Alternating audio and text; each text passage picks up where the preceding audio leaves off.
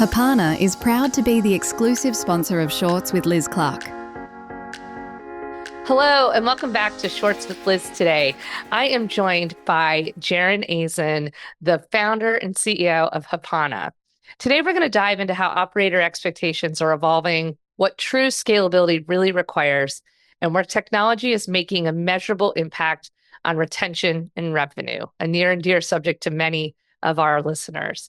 We're also going to explore Hapana's recent funding round and what's ahead as the company continues to expand into the US. So let's go ahead and get right into it. Welcome, Jarron. Thanks, Liz. It's great to be here and supporting the podcast. Great. So listen, before we really get into the meat of things, I really want to just extend first a huge thanks to Hapana for exclusively sponsoring season 2 of Shorts with Liz. And give our audience a little bit of a background maybe about you and what led you to start Hapana. And what problem were you seeing maybe in the fitness industry that needed solving that caused you to start this whole thing? You know, it's funny. I think back to the time as to when I started Hapana to the time that we're in today with how rapidly the world is changing. And in fact, when we began just over 10 years ago, apps were just becoming a thing on the App Store, and there was only one or two choices of systems and software out there. The member experience wasn't being prioritized. And I wasn't from the sector directly. I had an engineering and commerce background and worked and started and founded other companies and met a lot of folks in the fitness industry who kept saying to me, the industry is changing. We need to remove the operational overheads. Everything is very back office heavy. The member experience is poor, and we need to allow members to do more, but with inside the rules of the business. And so kind of this, it was just about talking to a lot of people in the industry, hearing about how the world was changing. Payments were obviously a fundamental construct. We've got to be able to bill our members. But beyond that, we weren't thinking yet about the experiences and the operational efficiencies across an organization in our sector. And so that's really what sparked the original idea. And since then, as any good business in the tech industry goes, it evolved and pivoted a few times. We actually started as a personal trainer software, then went upstream and worked with bricks and mortar boutique studios, eventually working with multi-unit, multinational groups, both boutique, mid-box, wellness, the whole spectrum, and broadening who we can ultimately service in the sector. So we've landed up in a really fun place. We love the industry. We love solving challenges, and we love hearing from, industry veterans and newcomers who all challenge the status quo every single day to push software vendors to be the best we can to support the sector. Yeah, I think you just said something so true, right? It is such a fun sector, but so diverse. And so I think that when you're on actually either side of it, where, to be able to enjoy the challenge and figure out what those challenges look like. And there's certainly no challenges in billing. So, so I'm really glad to have folks like you out there to help deal with some of these challenges that so many of our companies are dealing with. Many of those companies will be at our HFA show, which is really shaping up to be a pivotal moment for our industry. So I'd love you to provide a little bit of, from Hapana's vantage point, what do you think has changed in maybe the studio operator expectations compared to maybe where we were a year or two ago? I think studio operators are thinking now about how they can scale their brand, but without losing both their profit margins and, most importantly, their identity.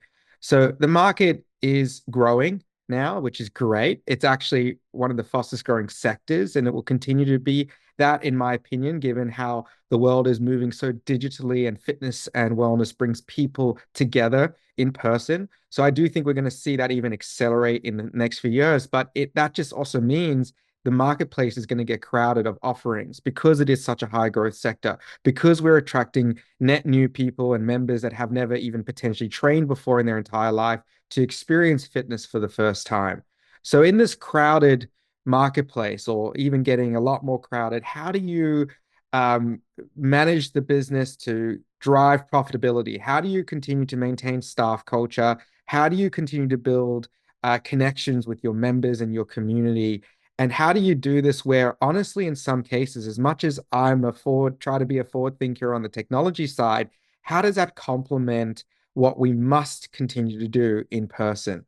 And so I think coming back to those 2 points, it's about driving efficiencies and profit margin in the business so we can be successful and making sure we can elevate our core identity. Yeah, I think you just hit it nail on the head, right? About profit, but not losing your identity, and scaling, all of that, right? So a little bit to that point is that in your recent industry report, where the main takeaways was regarding scalability specifically, how do you think that that reflects from what you're seeing in brands maybe that are coming to the HFA show this year, and how that could maybe impact them after it? Last year in 2025, we released a pretty significant industry report where we surveyed hundreds of operators in the US market. And one of the takeaways from that report was that it was really interesting. CRM adoption was actually really high. It was 80% of operators are now using CRMs, which 5 to 10 years ago, it was really centered around the membership management, again, back to the billing constructs. Now CRMs are part of the ecosystem, and it's not a challenge to access those tools. But what is the most important thing now, and we feel it as a SaaS business, but the industry's feeling it operationally, is there are now 10 different tools that run the business and 15 potentially next year. And so effectively there's been an explosion of access to these new tools, some with one flashy or high impact feature, could be high impact too, some with a whole ecosystem in a category like a CRM category.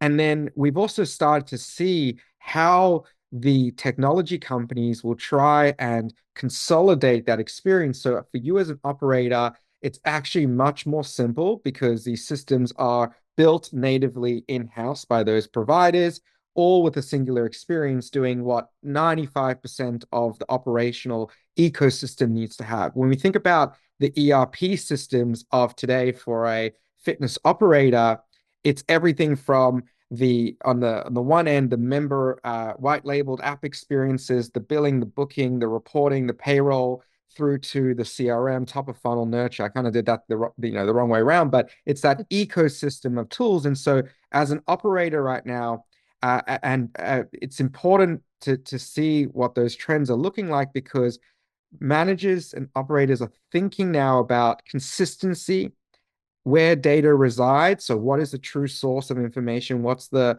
holy grail of where everything feeds from? How do these systems connect together? How do you train staff with consistency? And if you're thinking already are a multi-unit scaling brand domestically or internationally, how do you maintain that consistency across their ecosystem when you do have not only fragmented tools inside the operation today locally, but if you are going international, you may have to swap out one piece for another local solution because that one doesn't work overseas. And so now it's even a bigger hodgepodge of things to manage. And of course, it's being done today. But I think this trend, we'll see this trend where brands will think more critically about their foundations. Clean data, standardized workflows, and visibility across the business will be an absolute priority. And just in you saying that, my head was kind of exploding, because on top of all that, right, you've got the personalization that every single company wants their own system personalized. And so add that challenge, right, of course, to the equation. So Hapana was born in Australia, one of my favorite countries in the world. As I was telling you earlier, I did some of my college time in Australia, and it was fabulous. And you look at a little bit of the boutique fitness market, actually, specifically in Australia, where it is really strong and really mature, not like necessarily the rest of the world. And so now that you're expanding deeper into the US specifically, what are maybe some differences that you see maybe against supporting Aussie studio gym owners and US operators? And then maybe what can these markets learn from each other? So for those that have spent some time in Australia, and I do highly recommend it, despite being so far away from the rest of the world. I recommend it too. It's worth the flight. I just got to say. Yeah, absolutely. Just make sure you have a couple weeks planned of leave to make it worth the while. But look, I think when you get to Australia, you get out and you look around and you go, wow, this is there's a lot of good infrastructure here. This is a definitely looks like a first mover country. It's clean, there's infrastructure, there's good restaurants, people are friendly, there's a lot of industry. And then you go back and you look, wait, hang on, there's like 25 million people in this massive country. How are we pulling it off? And it kind of works because everything's concentrated in five major cities. But what comes out of it is really interesting. These are five coastal cities. Weather here is generally pretty predictable. You don't get all four seasons. And fitness and wellness is on the top of everyone's mind across the country. And per capita, it is the highest concentration of fitness facilities per capita, pretty much in the world. And you can just go drive down the streets in Melbourne or some other cities, and you'll see fitness studios and gyms literally stacked right through every 100 feet, sometimes you'll see another facility. And because of that, it's got such a high concentration, competition is fierce, and it's a great place to breed new concepts that get the cut through. And that's where we've seen Australian concepts make their way to the US and other places around the world that have the ability to scale. The other thing which is really interesting here is that Australians can only grow so much with 25 million people. So we just don't think only about building a domestic brand. We think about building an international brand first and foremost.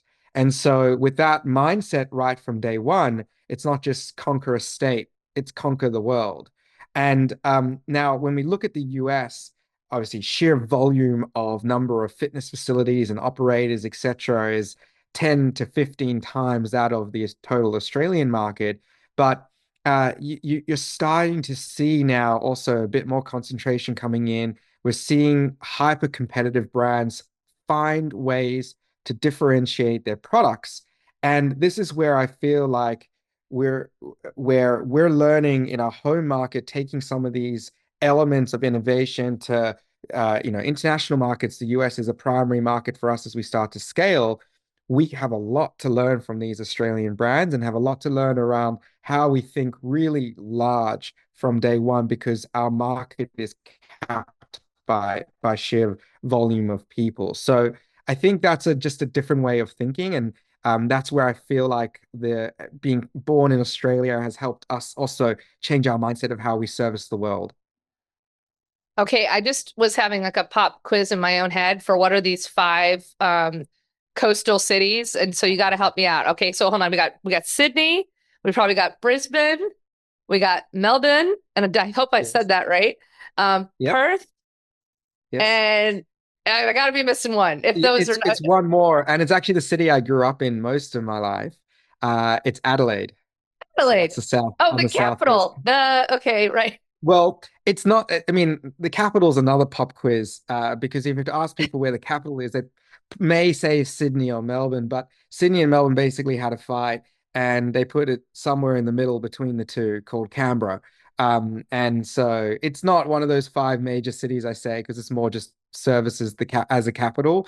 But yeah, it's not a coastal city either. They just again they drew a line and they actually put it like 3 hours away from Sydney, 8 hours away from Melbourne Drive. So, I mean, someone did win. I'm not going to say Yeah, who, because we'll have a fight about that in Australia.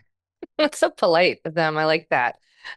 Okay, so listen, it wouldn't be my podcast if I wasn't mentioning AI somewhere, right? So we look at gyms today, and 83% of gyms are already using AI in some way, shape, or form. And in your opinion, what do you think technology is genuinely driving retention and revenue? And where is it real or where is this just hype? So the world is so rapidly changing. I'm personally barely sleeping at the moment because every other hour there's something new that comes out that challenges the way you think not only about business but the way you think about life. And I'm very privileged to be around incredibly smart people that I believe are on the precipice of all this technology. The thing that I feel is really changing is up until this point, everything with AI has been surface layer, just merely how we use ChatGPT in the business, and ask questions and get ideas or help draft emails or speeches or whatever it's going to be. that's all surface layer cosmetic stuff. In fact, that's just going to be an afterthought in 6 to 12 months. What happens next is truly going to change the world, in my opinion. And so I'll give you some examples, but when it comes to even how you interact with your members, and we've always in the last decade touched on the ability to be a bit more hyper personalized.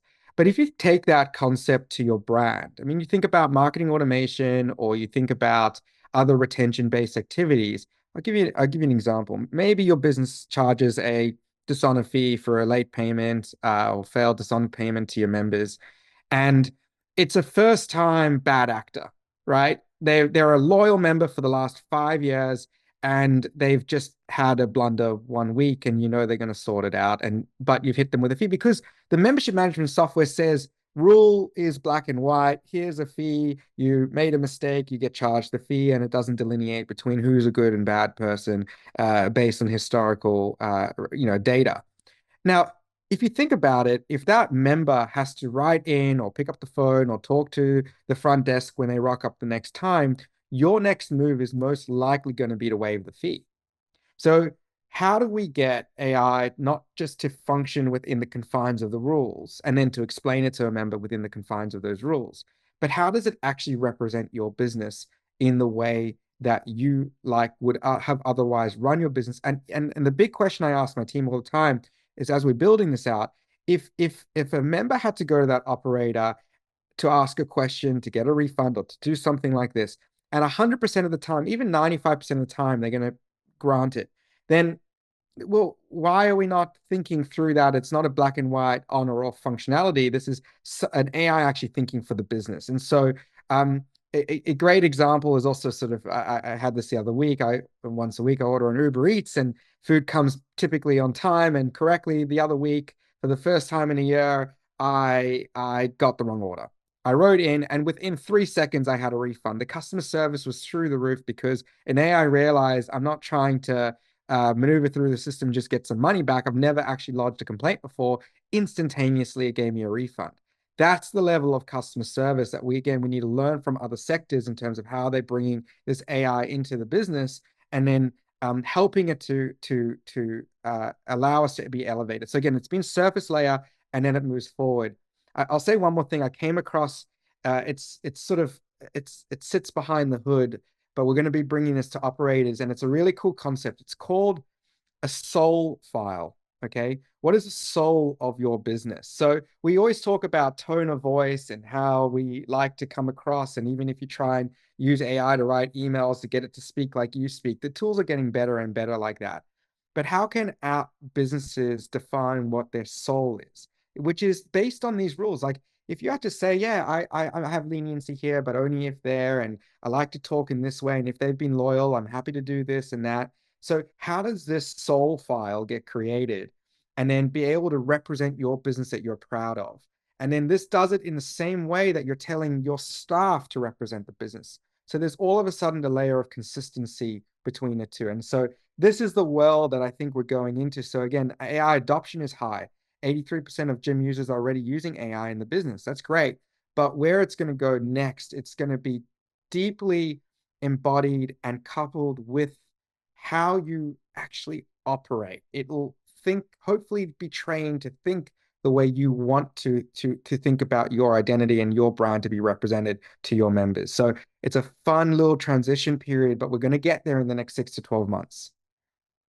So your point on customer service, I think, is something that we're probably going to want to follow up with you on, just as we talk about a really important issue to our industry, and that's on cancellation policies. And what does that mean? And what does that mean for our industry? And how do we streamline that and actually make it an enjoyable, if you will, customer experience? It's something that's a priority for HFA. So I think that I'll be following up with you offline, on that, if you will. And then you talk about, I love this concept of the soul. My hope is that we can still identify what's in our souls, and we don't need AI to tell us that, but yet that that we can at least inform that, and then that they can take that and run is the hope there, right? Absolutely. And I think that's where, we need to find ways to be able to explain what our soul is, right? Like, what is that identity? AI may help ask some questions for us to get there, but really that's how we should be thinking about how our business is represented in the market and to our members. So it's a fine balance because and it will change and be adapted over time. No different to an operator changing their standard operating procedures or their identity over time. They do a rebrand, they have a new message, they have a new catchphrase. All of that needs to come into the ecosystem and be adaptable over a period of time. So smart. So, Jarron, you recently raised $7.25 million in new funding, really led by Microequities with continued support of OIF Ventures. Congratulations, first and foremost. And tell us a little bit about what does this raise enable Hapana to be able to do next? And maybe how does that help accelerate your vision for the future? So yeah, there was a great announcement right at the beginning of this year to kick off 2026. It brings our total raise amounts through different venture capital funds, etc., to just north of 25 million. And we went and did this next round purely because what we had seen towards the tail of last year was this massive acceleration in how the world is using AI to challenge the way we think about building product, challenge the way we think about going to market, all sorts of areas, operations in the business. It's really impacted everywhere. And so for us, it enables three things in particular. It's accelerating a new era of our product. We have some really significant releases, and that was brought forward through a lot of this rapid innovation. So we originally only had that slated later this year, so we wanted to be able to accelerate that. And we need to be able to do that by scaling our teams globally, particularly in the US, where we see such a important long-term opportunity for us as we double down there. And then finally, investing in infrastructure so we can support brands. And this is when I first came into the industry, software was just evolving. But the biggest thing that I heard, the biggest point of feedback was that the customer support infrastructure, the account managers, they knew their businesses, they knew their families, they knew their kids, they knew everything about what was going on, and they actually felt supported. And in our quest to scale software, sometimes you miss that customer service side. And so my goal is not just to innovate, it's to bring that older way of building relationships back to how software, because we're a vertical software, we just play in our sector. So if we don't have relationships, if we don't actually understand what's going on, if our customers can't say this company supports us through thick and thin, then I don't believe we're doing a good enough job either. So it really is those two strategies put together, and that's what this funding and growth round is there for us to do this year. So you talk about obviously your clients scaling so rapidly, and I guess my question for you is a little bit is how do you stay ahead of what that growth looks like? And then with that, what are you really learning from them as they're expanding, and how does that maybe shape the evolution of Hapana today? It's uh it's been we're very fortunate to have worked with a lot of brands that have scaled super rapidly, not just domestically but globally. And that puts us that pressure cooker not just on us but on them. Like as they go to new markets or new territories, some countries are really hard to reach, and we're following our brands there. And it's been incredible to work with fast-moving brands and go about solving those challenges together as partners, coming back to that customer service side, really entering these markets together. The biggest thing is that, not all regions are ones like the need the same offering. It needs localization, especially from a marketing perspective. Payments is, of course, a big unlock in those territories. And we stay ahead by building with scale in mind. We're thinking about how do businesses manage this ecosystem from a central spot in the world, but with global tentacles to manage it. And many of our product decisions for this next era was shaped by watching our high growth operators hit friction points as their complexity ramps up. And so really the lessons that we've learned from all of this is that growth doesn't break strong systems, it actually validates it. And so that is our big mission, is to build that resilient system that can consolidate the hodgepodge of systems out there that everyone's now started to buy and adopt, so that it's a really well thought out connected ecosystem from an internal provider. And then our job next is to anticipate what the complexity looks like in the next era. So all of a sudden, brands and businesses have been empowered to build tools overnight, and they need unrestricted access to ecosystems like Hapana to be able to build those tools. And so we don't want to hold these brands back. We want to unlock them in their own visions and their own way that they want to innovate, because everyone now has the barrier to entry to innovate is diminishing by the hour. And so brands are going to be more empowered in the future to build some proprietary tech in-house without huge engineering teams, but they're still going to rely heavily on the membership management ecosystems as the engine room behind all of that. So that's sort of how things will now shift, I believe, and the evolution of Hapana will change. Well, I think that's the perfect lead-in to maybe our final question here. And not that I expect you to have a crystal ball, but if we were to fast forward in 5 years, what do you think is really going to separate the gyms and the studios that thrive from the ones that struggle? 5 years is a big ask, Liz. Okay, maybe three. We can do 3, maybe 5. Yeah, okay. 1. I mean, we're going what's so happening quick. next week? Yeah. That's how fast things are moving. No, but look, I think there's going to be fundamentals that live on for 5 years for sure. So if I had to pick 3 things, operational discipline, so clean data, standardized workflows, being aware of your margins, your P&L, your business performance. And that brand consistency at scale would be the next. So delivering the same high quality experience across multiple locations. So thinking about the ability to scale. And this doesn't just apply to the multi-unit brands. If you're just a single site operator, if you start to think about what would you have to do to implement systems if you were a multi-unit operator and take those same principles back to your own business, it will do a world of good, because you're uncoupling from some complexities that may not even scale your current location.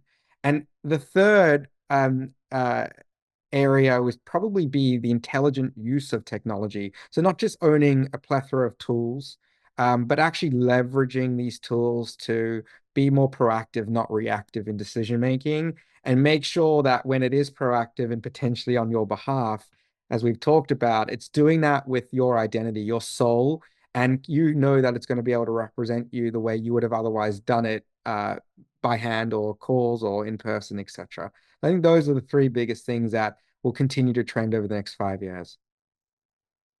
Well, we can't thank you enough for that. And thank you for your time today with me and sharing a lot of your insights and forward thinking with our listeners. Again, your support of the podcast and just your support as the organization has been tremendous. So thank you so much, Jarron, for being here. Can't wait to see you in San Diego.